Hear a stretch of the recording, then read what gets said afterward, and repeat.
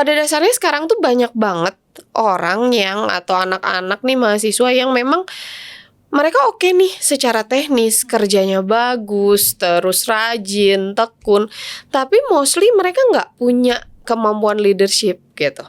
Jadi nggak berani ngambil keputusan misalnya. Terus mereka juga akhirnya tidak bisa mengorganize dengan baik gitu. Hambatan antara orang tua dan anak itu ada gap sehingga si anak ngerasa takut untuk mengungkapkan sesuatu ya gitu. Nah, begitupun ya di sini gitu. Jadi ketika terbiasa si anak untuk berdiskusi sama orang tuanya, ya di situ akhirnya si anak tahu nih menyampaikan pendapat seperti apa.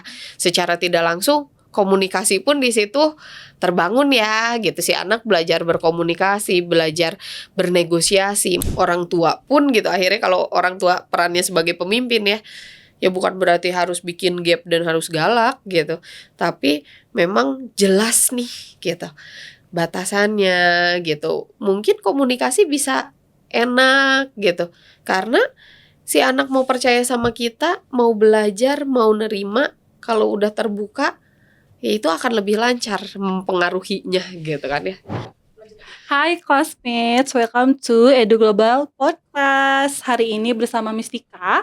Kali ini kita akan membahas topik yang sangat menarik nih dan tentunya relevan untuk kita semua, terutama bagi moms and dad. Nah, saya juga di sini tidak sendiri. Saya akan mengobrol bersama tamu yang tentunya akan memberikan sebuah ilmu yang sangat bermanfaat untuk kita semua, yaitu bersama Ibu Ayu Nike Retnowati, SST MMCHCM. Halo. Halo classmates.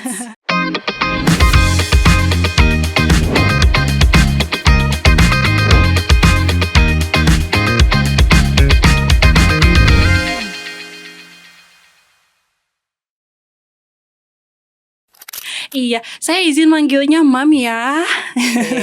Karena memang di Edu Global ini Mam, ketika kita menyapa orang luar, biasanya kita manggilnya Mams or Dad gitu. Jadi Mam Ayu begitu ya, boleh? Boleh. Iya. Selamat datang Mam di Edu Global. Gimana rasanya Mam? Makasih, seneng banget ya dikasih kesempatan buat bisa sharing di sini, buat ngobrol bareng. Semoga bermanfaat buat classmates, bermanfaat juga buat moms and dad ya. Sedikit yang saya tahu mungkin bisa jadi banyak buat orang. Iya, oke ya Mam ya. Tentunya kita di sini ingin menebarkan sesuatu yang sangat bermanfaat ya untuk mom and dad di luar sana, dan tentunya untuk classmates. Tidak hanya mom and dad ya, tapi juga untuk siswa mungkin bisa. Okay. Nah Mam, kali ini kita akan membahas terkait leadership. Nah, kenapa sih Mam, menurut Mam, kita itu harus membahas terkait leadership? Oke. Kalau misalnya saya mungkin di sini introduce myself dulu ya. Jadi saya ini dosen di salah satu perguruan tinggi swasta. Saya memang akhirnya biasa untuk usia dewasa ya, gitu. Jadi ketika ngomongin kenapa sih harus mempelajari leadership gitu, dan ini tuh kenapa harus dari sejak dini gitu ya, karena pada dasarnya sekarang tuh banyak banget orang yang atau anak-anak nih mahasiswa yang memang mereka oke nih secara teknis, kerjanya bagus, terus rajin, tekun, tapi mostly mereka nggak punya kemampuan leadership gitu. Jadi nggak berani ngambil keputusan misalnya.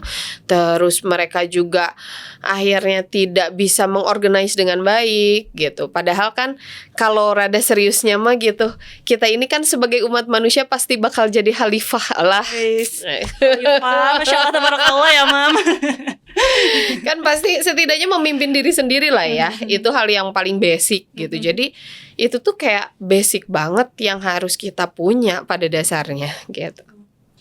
Oke, berarti memang karena Mami ini sudah terjun di dunia pendidikan ya Mami ya, sudah lumayan lama dan pastinya sudah sangat berpengalaman nih menghadapi mahasiswa mungkin ya, terkait kepemimpinan. Mungkin mereka secara kognitif, secara intelektual nih udah di atas rata-rata, tapi memang masih ada beberapa hal perlu dioptimalkan lagi di jiwa kepemimpinannya gitu. Nah, menurut Mam nih, makna sebetulnya terkait kepemimpinan itu untuk anak dan remaja itu bagaimana sih, Mam? Mungkin kan khususnya aku nih kayak kepemimpinan ya udah memimpin gitu ya, kayak memimpin upacara gitu kan. Jadi maksud sebenarnya itu gimana ya, Mam? Kepemimpinan itu. Sebenarnya orang tuh banyak yang salah stigma ya tentang kepemimpinan gitu. Orang selalu mengidentikan kepemimpinan itu dengan suatu posisi. Padahal sebenarnya secara makna kepemimpinan itu ya bagaimana kemampuan seseorang untuk mempengaruhi orang lain untuk mau mencapai suatu tujuan atau apa yang dia inginkan. Nah, berarti kan sebenarnya jadi teman di kelompok pun itu ngajakin temennya itu udah bagian dari sifat kepemimpinan gitu. Jadi tidak perlu mengidentikan gitu akhirnya dengan suatu posisi, tapi ya pada dasarnya itu tuh bekal hidup gitu si kepemimpinan ini gitu. Jadi siapapun nggak perlu misalnya saya mau jadi misalnya mau cita-citanya jadi manajer baru belajar kepemimpinan, ya enggak lah gitu ya. Itu basic buat semua orang harus punya gitu. Oke, berarti itu tadi ya, Mam, kepemimpinan itu adalah basic. Nah, ini pertanyaan selanjutnya nih, Mam. Kalau basic berarti kepemimpinan itu apakah suatu hal yang memang sudah menjadi bakat nih gitu? Ada sejak lahir jiwa kepemimpinannya atau memang ini tuh perlu digali atau dilatih? Oke, pada dasarnya seseorang itu memang ada yang sudah membawa genetis, dia punya sifat kepemimpinan ya, dia cenderung punya kemampuan lebih vokal, terorganize gitu. Tapi memang itu pun bisa dipelajari gitu. Ada juga nih kepemimpinan yang sifatnya situasional. Jadi dia terbentuk karena keterpaksaan. Nah, itu kan yang biasanya kita ketika udah gede nih gitu kan ya, ditunjuk buat jadi pemimpin, misalnya diamanati sesuatu, baru aja di situ belajar kepemimpinan gitu ya. Padahal ya pada dasarnya itu sesuatu yang bisa dipelajari dari kecil gitu. Oke, jadi memang ada secara genetik mungkin dia punya jiwa kepemimpinan begitu ya, tapi ini juga suatu hal yang bisa dipelajari dari kecil gitu ya, Mam ya. Oke, nah ini tadi sempat dibahas oleh Mami ada beberapa stigma nih, kesalahpahaman dari masyarakat terkait kepemimpinan. Mungkin Mami sudah terjun nih lama di dunia pendidikan, terutama dosen gitu ya, Mam. Sebetulnya stigma apa sih, Mam, terkait kesalahpahaman kepemimpinan tadi selain posisi? Jadi beberapa mitos yang muncul adalah pertama, orang itu menganggap kepemimpinan itu soal posisi. Sehingga banyak orang yang akhirnya pengen punya pengaruh itu ngejar posisi dulu nih gitu. Padahal selama kita bisa ngajakin orang dan orang tersebut bisa bergerak, kita udah jadi pemimpin loh sebenarnya gitu ya. Itu mitos soal kepemimpinan itu posisi. Kemudian yang kedua, banyak orang yang baru belajar ketika dia sudah terdesak dengan posisi tersebut.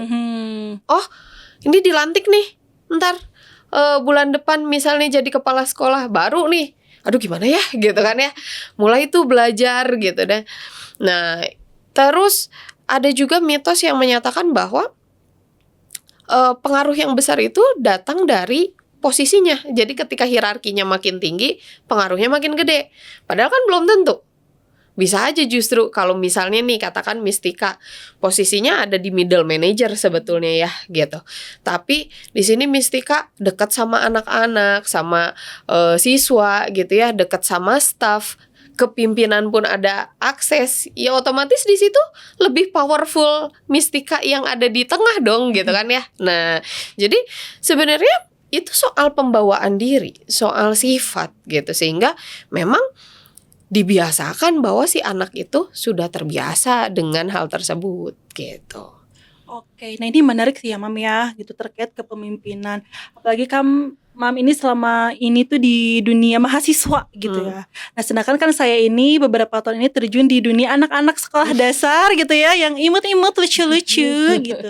Nah, ini menarik sekali terkait kepemimpinan. Menurut Mami, seberapa pentingkah kita mengajari kepemimpinan sejak bangku sekolah? Terutama mungkin apakah sejak usia golden age atau misalkan sejak TK atau SD atau ya udah deh mulainya SMA aja karena udah perkembangan kognitifnya udah lebih optimal misalkan atau gimana? Oke, seru nih pertanyaannya. apakah memang harus diajarin dari golden age atau nunggu udah dewasa gitu ya, matang secara emosional, secara pikiran dan sebagainya. Sekarang nih, kalau misalnya belajar berenang, katakanlah sekarang Miss nggak bisa renang, disuruh berenang belajar sekarang, gimana? Dari pikiran dulu deh. Deg-degan sih, takut tenggelam kan. Iya. Deg-degan, takut tenggelam, udah mulai overthinkingnya ada, Iya. karena logika di situ udah mulai muncul, emosional juga udah Iya. kemana-mana kan ya gitu. Nah, beda ceritanya ketika golden age atau di anak usia dini. Mereka kan belum belum banyak pikiran lah ya gitu, bukan nggak punya pikiran tapi Gak overthinking nggak kayak overthinking kita ya. lah gitu, pikirannya tuh nggak kemana-mana gitu kan ya, lebih ke oke nih gitu, apa ya ini gitu kan ya, rasa penasarannya masih ada, daya serap terhadap informasinya masih ada gitu. Di sisi lain kita kalau misalnya adaptasi terhadap sesuatu ketika udah dewasa kan lebih susah ya buat adaptasi, butuh waktu yang panjang. Tapi kalau anak-anak yang trial deh, anak-anak mau masuk SD biasanya ketemu tuh udah mau nyoba, seru gitu, karena mereka nggak banyak pikiran gitu, nggak mikirin macem-macem gitu. Jadi sedini mungkin itu oke gitu. Walaupun ya tentu ya nggak misalnya baru borojo langsung disuruh jadi pemimpin upacara gitu kan ya. Tapi bisa juga gitu, misalnya 5 tahun minimal dia sudah aware dengan barangnya sendiri, soal tanggung jawab, kan nilai-nilai seperti itu ya yang disampaikan di awal gitu. Jadi nggak harus nunggu, ya udah nanti aja deh mulai SMP mulai bisa terbuka nih pikirannya secara kognitif lebih matang mungkinnya, apalagi nanti SMA, tapi bisa diajarkan juga sejak dini. Berarti ini nyambung juga ya Mam, terkait jangka panjang nih, manfaat atau dampak jangka panjang ketika kita menerapkan atau mengajarkan kepemimpinan kepada anak-anak. Itu kira-kira apa sih Mam? Ya kalau misalnya jangka panjangnya ya tentu ya kemampuan dia dalam bersosialisasi pun pasti akan berbeda gitu ya. Terus pengambilan keputusan, kemampuan negosiasi gitu kan ya, itu datang dari ketika dia udah bisa mapan atau dia bisa memimpin dirinya dengan baik ya gitu. Jadi kalau jangka panjang wah jelas gitu, itu benefitnya banyak karena kita selalu berorganisasi. Kita sederhanakan dulu deh gitu. Ketika kita berbicara di kelas nih, kalau di Edu Global kan udah project based learning ya. Betul Nah, sekali. di project based learning ini kan otomatis akan ada beberapa project yang berkelompok dong. Iya betul. Nah, sedangkan si anak yang di rumah, apalagi kalau zaman sekarang orang-orang tuh punya anak rata-rata cuma satu. Si anak di rumah ngerasa saya rajanya, saya center of attention gitu kan ya. Nah, ketika masuk di kelompok, dia tidak terbiasa dengan berdiskusi, bernegosiasi.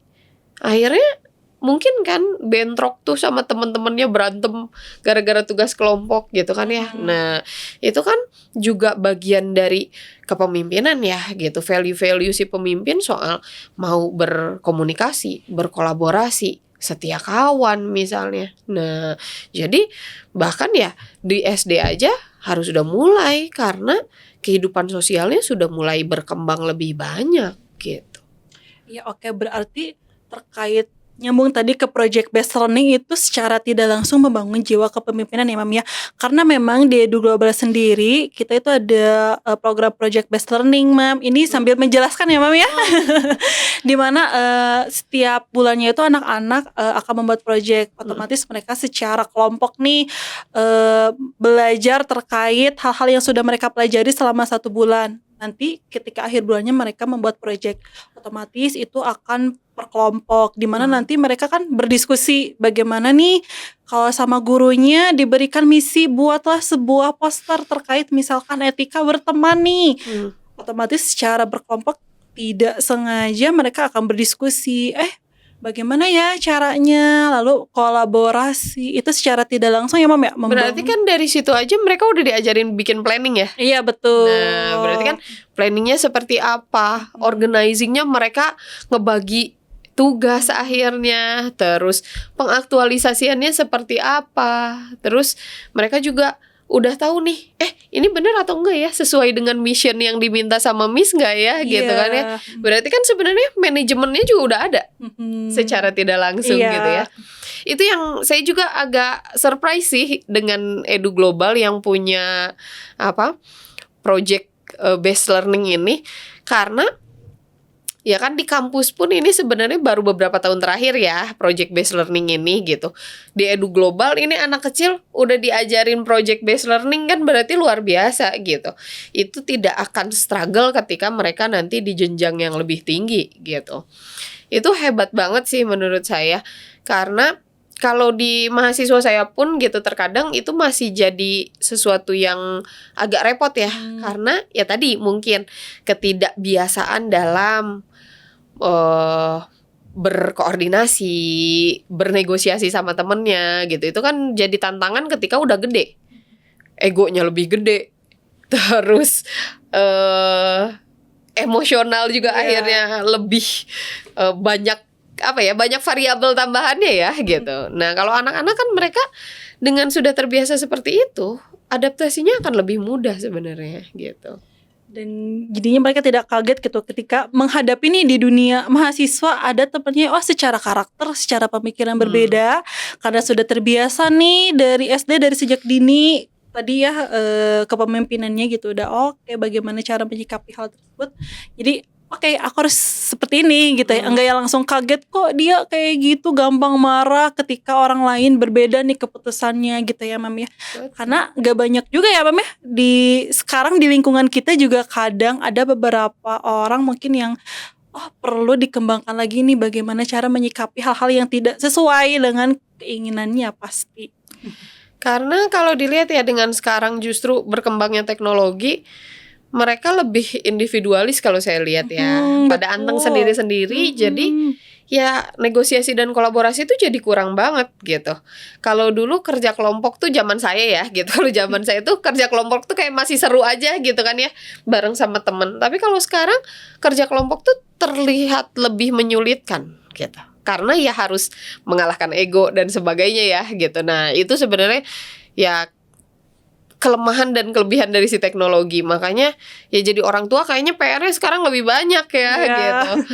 Bukan berarti harus ngirim ke barak juga belajar leadership gitu ya.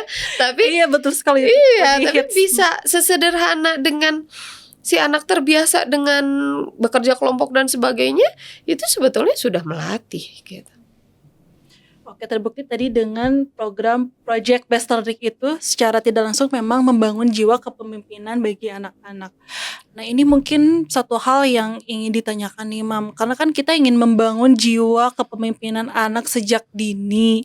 Nah ini gimana ya caranya agar terkesan anak itu tidak merasa dipaksa. Kan kadang ada beberapa anak nggak mau, aku pengennya gini gitu kan ya, apalagi usia-usia sekolah dasar gitu, ketika ada temennya yang kurang sesuai nih pendapatnya, kurang sama. Kadang ada beberapa anak yang kekeh, enggak, aku pengennya ini warna pink misalkan ya. Ini warnanya kuning. Nah itu gimana agar kesannya kita nih, apalagi saya nih sebagai guru atau mungkin bagi Mom and Dad nih sebagai orang tua, untuk mengajarkan kepemimpinan agar anak tidak merasa terpaksa gitu. Oke, sebenarnya kalau di sekolah itu akan lebih efektif ya. Kenapa? Karena mau segimanapun saya pinter di luar atau di kantor, menurut anak saya Miss itu lebih keren gitu. Bahkan lebih nurut, kata Miss kayak gini gitu kan ya. Jadi sebenarnya si anak itu akan lebih nurut di sekolah dibanding sama orang tuanya. Itu kayaknya fenomena secara umum gitu ya. Terus kalau tadi dari sisi cara, sebenarnya metode-metode belajar seperti ini juga itu sudah secara tidak langsung mengenalkan gitu. Sekarang kan kalau misalnya tadi ada gak setuju di kelas pun homeroom teacher pasti menjembatani hal tersebut ya gitu. Nah di situ kan belajar juga mereka mengatasi konflik, win-win solution gitu kan ya. Jangan sampai oke nih ada yang mau setuju tapi yang satunya dia ngerasa terpaksa gitu kan ya. Nah itu kan memang pasti dijembatani tuh, paling ya peran sekolah di situ gitu, untuk betul-betul menjadi penengah, betul-betul menjadi sosok yang objektif yang membuat mereka merasa, oh saya merasa aman nih gitu. Karena kan orang mau belajar, mau ngambil keputusan atau mau ngambil resiko, mereka butuh wahana yang aman kan gitu. Nah, jadi sekolah ya perannya menjadi wahana yang aman atau sandbox buat anak-anak yang aman. Oke, saya berkreasi seperti ini selama masih dalam benteng yang benar tuh, itu masih dijembatani, masih difasilitasi sama sekolah gitu. Oke, kalau hal sederhana nih Mam di rumah nih misalkan untuk membangun jiwa kepemimpinan, hal yang paling sederhana yang bisa Mam and Dad lakukan apa ya Mam kalau di rumah? Kalau saya sendiri di rumah tuh biasanya si anak dia dikasih tanggung jawab itu. Terus yang kedua biasanya kami libatkan dalam pengambilan keputusan. Oke. Sehingga dia terbiasa buat diskusi. Misalnya ketika ada yang nggak setuju, ini bukan melulu tentang mama papanya nih gitu, tapi dia ada maunya nggak sih gitu. Kadang kan hambatan antara orang tua dan anak itu ada gap sehingga si anak ngerasa takut untuk mengungkapkan sesuatu ya Oke. gitu. Nah, begitupun ya di sini gitu. Jadi ketika terbiasa si anak untuk berdiskusi sama orang tuanya, ya di situ akhirnya si anak tahu nih menyampaikan pendapat seperti apa. Secara tidak langsung komunikasi pun di situ terbangun ya gitu. Si anak belajar berkomunikasi, belajar bernegosiasi, menyampaikan pendapat gitu. Nah, itu juga bagian dari nilai-nilai kepemimpinan gitu ya. Terus apa lagi ya? Mungkin kalau di rumah ya salah satunya si anak punya tugas gitu. Jadi udah mulai tumbuh rasa tanggung jawab sebenarnya. Oke, jadi hal sederhana kita melibatkan peran anak dalam setiap aktivitas mungkin di rumah. Kayak misalkan tadi pendapat mungkin kalau misalkan kita mau jalan-jalan nih hari Sabtu, misalkan ya kita diskusi, menurut kamu maunya kemana? Misalkan, aku pengennya ke playground gitu ya, yang wah gitu. Tapi orang tua mengajaknya, oke, bagaimana kalau kita berenang? Di situ enggak yang harus orang tua, enggak, kamu harus berenang. Berenang itu sehat. Playground itu kamu cuma main-main, enggak kayak gitu. Tapi lebih ke kalau mama sama papa inginnya sih ngajak berenang, menurut kamu gimana? Kalau kayak gitu juga bisa ya Mami, Iya. hal-hal sederhana. Atau seperti enggak kan misalnya kayak sekarang tuh lagi ngetrennya si anak disuruh bikin proposal ketika pengen sesuatu. Oh iya betul. Ya kan? Nah, Iya. itu udah sesuatu yang mungkin kalau kita lihat itu lucu-lucuan gitu ya. Ih gemes banget gitu ya. Tapi kan itu berarti si anak mulai belajar berpikir, kita stimulus buat ini untungnya buat aku apa ya? Untungnya buat orang lain apa ya? Gitu. Secara tidak langsung pun jadi mengurangi atau dia mulai berpikir sisi orang lain ya. Kan biasanya pokoknya saya pengen yang enak buat saya aja gitu kan ya. Tapi benefitnya buat orang tua apa sih misalnya? Oh, kalau aku dibeliin komputer misalnya, aku jadi nggak sering main handphone misalnya, terus aku bisa belajar dan sebagainya. Kan itu dia udah peka tuh sama kebutuhan orang lain gitu. Nah, itu kan pemimpin juga harus peka sama kebutuhan orang lain ya. Jangan akhirnya egois, maunya saya mah pengen kayak gini gitu, orang lain gimana bodo amat gitu kan ya. Jadi akhirnya merugikan juga ya Mami bagi orang lain. Gitu. Jadi itu ya mengasah hal-hal kecil yang sebenarnya anggapannya itu main mungkin buat si anak, tapi itu bisa stimulus juga loh gitu. Oke Mam, ini kan tadi kita ngobrol tentang idealnya kepemimpinan seperti apa, bagaimana cara hal sederhana di rumah. Ini nih dari Mami sendiri ini ya, apa sih hambatannya nih Mam? Kalau misalkan ketika mengajarkan kepemimpinan kepada anak, apakah Mami pernah mengalami hal-hal yang kayak, aduh susah banget ya, kadang ada anak yang enggak kekeh gitu. Nah itu gimana Mam? Cara mengantisipasi hambatan ketika memberikan kepemimpinan kepada anak-anak? Kalau dari saya sebenarnya kadang kan kalau treatment ke anak agak beda ya gitu. Kalau treatment ke anak kita suka ada part yang nggak teganya dan sebagainya ya gitu. Jadi kadang kalau kata orang sudah masuk jadi LHDet gitu ya. Jadi akhirnya kalah, terus ayo udah deh kita yang ngalah gitu. Tapi biasanya saya memberlakukan soal konsisten gitu. Jadi misalnya oke nih ada tanggung jawab, konsisten ya gitu. Belajar untuk punya sense of belonging terhadap sesuatu, terus soal eh dampak yang akhirnya dia terima ketika dia nggak melakukan hal tersebut gitu, konsekuensi. Terus kalau orang tua sih pada dasarnya mama sama papanya harus kompak. Jadi kadang kan suka mama tuh jadi sosok yang jahatnya gitu kan, Ayah papa angelnya gitu ya. papa tempat perlindungannya gitu. Jadi kalau kita sepakat gitu.